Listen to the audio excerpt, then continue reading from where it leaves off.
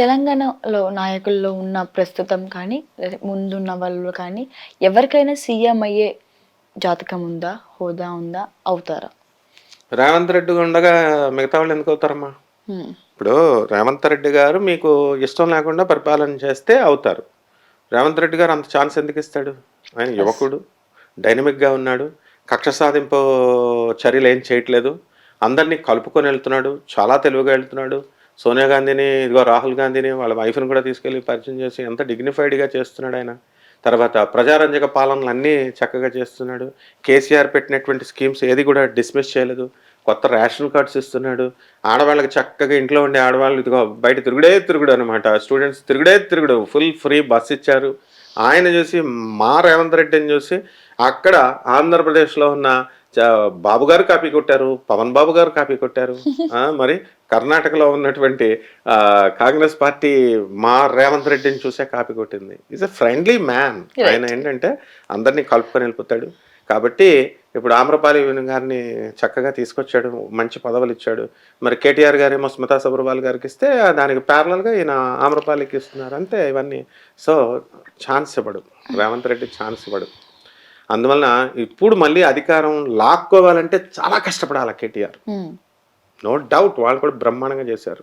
హ్మ్. కానీ వాళ్ళకంటే బ్రహ్మాండంగా మరిపించినప్పుడు, మరిపించి బ్రహ్మాండంగా పాలన చేస్తున్నప్పుడు మళ్ళీ పాతాళ దగ్గరికి ఎందుకు వెళ్తారు? It's not an easy game. So it's a game. ఎలా ఉండాలి అంటే పోరాటంలో ఇద్దరు కూడా స్ట్రాటజీస్ మార్చుకోవాలా, ఎత్తుకు పై ఎత్తులు వేసుకోవాలా. ఇంకా వీళ్ళు అరుచుకోవడాలు, విమర్శించుకోవడాలు చేస్తే ఇద్దరికి ఎవరు అనమాట, పార్టీ మూడోడు ఎవడో కొట్టుకుపోతాడు. కానీ Revanth Reddy is a gentleman. డెఫినెట్గా రేవంత్ రెడ్డి ఆయనే కంటిన్యూ అవుతాడు. రైట్. గతంలో వేణుస్వామి చెప్పిన జాతకాలన్నీ రివర్స్ అయినాయి. మరి మీ చెప్పే జాతకం ఎంతవరకు కరెక్ట్ ఉంటుంది? ఎంతవరకు నిజమైన అవకాశాలు ఉన్నాయి? ఎక్కడైనా రివర్సు వేణుస్వామి నా ఫ్రెండ్. ఓకే, ఇదే స్టూడియోకి వచ్చి చెప్పాడు. ఆయన ఏదో మామూలుగా చెప్తాడు స్ట్రాటజికల్గా. జ్యోతిష్కులు అనేటటువంటి వాళ్ళు చెప్తారు ఈయన గెలుస్తాడు, ఆయన ఓడిపోతాడు అంటాడు. ఆయన వీళ్ళు ఏమన్నా తీసుకొచ్చి అందరి డేట్ ఆఫ్ బర్త్లు ఇచ్చాడు ఆ వేణుస్వామికి. ఆయన Venu Swamy is a refined person, మంచోడు, నాకు వ్యక్తిగతంగా తెలుసు. ఆయన ఏదో ఇది స్ట్రాటజికల్గా చెప్తారు, అంతేగాని కేవలం ఒక జగన్ జాతకం చూసేసి జగన్ గెలిచేస్తాడు, జగన్ గెలిచేస్తాడు, జగన్ గెలిచేస్తాడు అంటే వీళ్ళని ఎందుకు ఇదో బెట్టింగ్లు ఎవరికి ఆయమన్నాడు? ఆయనకి ఆయమన్నాడా? బెట్టింగ్లు వాళ్ళు కాసుకుంటారు. ఇప్పుడు వాళ్ళ బాధ అంతా ఏంటి? జగన్ రానందుకు కాదు, వేణుస్వామి గారు చెప్పినందుకు కాదు, ఈయన మాటలను పట్టుకొని బెట్టింగ్లకి వెళ్ళిపోయి నష్టపోయినందుకు తిట్టుకుంటున్నారు ఆయన్ని.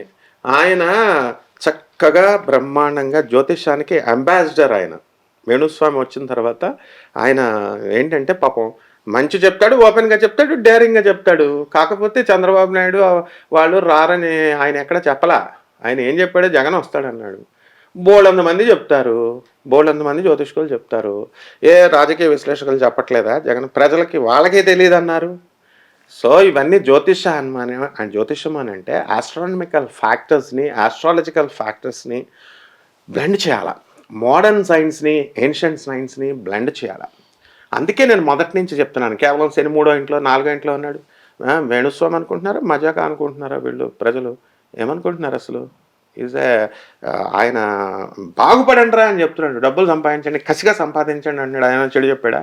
జగన్ ఒక్కడ ఓడిపోతాడంటే జగన్ చేసిన దానికి ఆయన ఏం చేస్తాడు? జగను పంచుకున్నాడు డబ్బులు, ఆ పాలసీ నమ్ముకున్నాడు. చీఫ్ మినిస్టర్ అయితే ఆయన చెప్పిందే కరెక్ట్ అని ఉండదా? అంటే అమాయకుడు దొరికాడని ఈయన మీద ట్రోలింగ్లు చేస్తే హ్యాపీ, ఇంకా పబ్లిసిటీ అయిపోయాడని ఆయనే చెప్తున్నాడు. మళ్ళీ వచ్చాడు మనగాళ్ళలాగా వచ్చి, మళ్ళీ నేను 6 నెలల దాకా నేను రానన్నాడు. మళ్ళీ మొన్న చక్కగా 5 డేస్ క్రితం మళ్ళీ రెచ్చిపోయిన వేణుస్వామి పెట్టారు. ఏం పర్వాలేదు, మనం చెప్పే ప్రిడిక్షన్స్, జ్యోతిష్కులు చెప్పేటటువంటి ప్రిడిక్షన్సే జరుగుతాయి. వీళ్ళు చేతకాక, డెవలప్మెంట్ చేతకాక, జగన్ గారికి చేతకాక, ఇదిగో ప్రజలు పట్టం కట్టి ఇస్తే నిలబెట్టుకోవడం చేతగాని ఆయన ప్రజలేమో డెవలప్మెంట్ చేతగా కష్టపడి పనిచేయరు వీళ్ళు. ప్రజలు పని చేసి డబ్బులు సంపాదించి డెవలప్ అవుదాం లేదు. నువ్వు చెప్పావు కాబట్టి నేను కోటేశ్వరుడు అవలా. ఎందుకు అవుతావు రా నువ్వు కోటేశ్వరుడివి? ప్రజలు ఎందుకు అవుతారు కోటేశ్వరుడు? కష్టపడితే అవుతాడు. ప్రపోర్షనేట్గా చెప్పాడు ఎవరు ఈయన వేణుస్వామి గారు. ఒక్కళ్ళని అనకూడదు ఎప్పుడు కూడా. సో తప్పు చెప్పాడు, నాకు నచ్చింది. ఎందుకు నేను ఈరోజు చెప్తున్నాడు, నేను తప్పు చేశానని క్షమించండి అని చెప్పాడు చక్కగా. అది సంస్కారం అంటారు దాన్ని. అలా ప్రతి ఒక్క జ్యోతిష్కుల్లో ఒకటి రావాలి. ప్రతి ఒక్కళ్ళ జ్యోతిష్కులు చెప్పేది కరెక్టు కరెక్టు కరెక్టు. రైట్. దురాశాపరులు ప్రజలు కూడా కరెక్టే, కానీ దురాశాపరులైనటువంటి ప్రజలు మాత్రం కరెక్ట్ కాదు. కష్టపడకుండా గ్రహాలు చెప్పినాయి అని నా రాశి బాగుంటుందా అండి, నేను గెలుస్తానా అండి అంటే తప్పనమాట. రైట్. సో రామ్ చరణ్ గారి కూతురు క్లింకార జాతక ప్రకారంగా ఎలా ఉంటుంది ఆ అమ్మాయికి? ఆమె చిన్న బుడ్డది, ఆమె రామ్ చరణ్ కూతురు కాబట్టి, ఉపాసన కూతురు కాబట్టి ప్రతి ఒక్కళ్ళు ఒక్కొక్క వీడియో పెట్టారు. ఆ వీడియోలో నేను కూడా పెట్టా. ఉపాసన గారు చేసే సేవలు కానీ, ఆమె కాలేజెస్ పంజాగుట్ట ఎదురుకుండా పారామెడికల్ కోర్సెస్ అవన్నీ నడుపుద్ది, ఇన్స్టిట్యూట్స్. 300 కోట్లు అవలేలగా ఇచ్చి పడేసింది సద్గురువుకి, వాసుదేవ్ జగ్గికి, ఆయన గురువు గారిని. ఆమె గురుభక్తిలాగా మిగతా వాళ్ళకు ఉంటుందా? అపోలోలో అంటే వాళ్ళ తాతల వాళ్ళు, వాళ్ళ పిన్ని సంగీత వీళ్ళు వాళ్ళు ఇవ్వాలనుకున్నారు కాబట్టి ఇచ్చారు. అందరికి ఇస్తానంటే లైన్లు కట్టేస్తారు ఇప్పుడు ఉపాసన దగ్గరికి. ఆమె కూతురు కాబట్టి, డబ్బులున్నది కాబట్టి ప్రతి ఒక్కళ్ళు క్లింకరా క్లింకరా క్లింకరా అంటున్నారు. ఏ మామూలు పిల్లలును ఆమె ఒకటి కదా.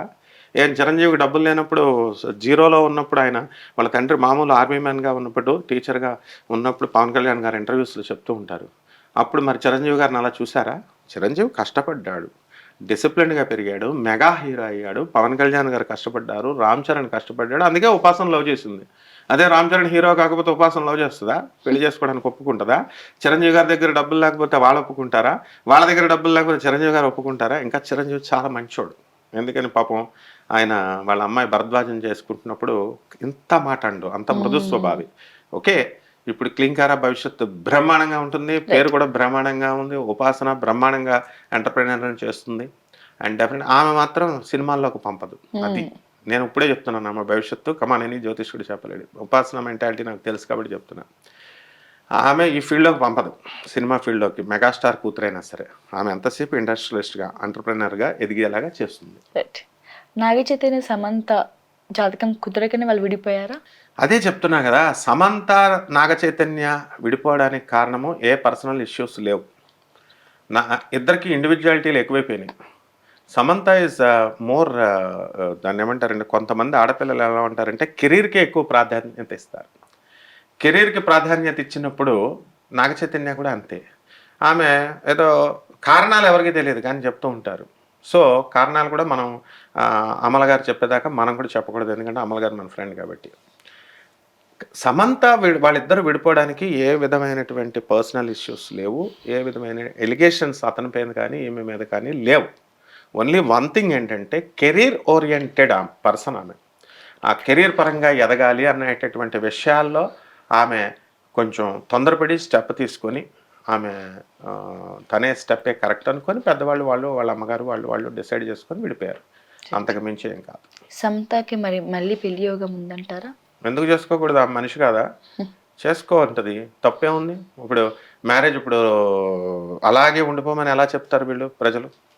ఆమె చేసుకుంటుంది, అవసరమైనప్పుడు చేసుకుంటుంది. మొదటి నుంచి కూడా చెప్తున్నాను కదా, కెరీర్ ఓరియంటెడ్ పర్సన్ తను. కాబట్టి ఆ కెరీర్ వచ్చేదాకా వెయిట్ చేయాల్సిందే, అప్పుడు చేసుకుంటుంది ఆమె. ఇప్పుడు ఆపరేషన్ లేకుండానే మోకాళ్లకు ప్లాస్మా ట్రీట్మెంట్. మీ ఆర్థోపెడిక్ సమస్యలన్నిటికీ రోబోటిక్ టెక్నాలజీ ద్వారా తక్కువ ఖర్చుతో శాశ్వత పరిష్కారం. Free consultation. ప్రతి ట్రీట్మెంట్ పై 20% డిస్కౌంట్. ఈ ఆఫర్ కొద్ది రోజులు మాత్రమే. త్వరపడండి. V9 hospitals 9281465842.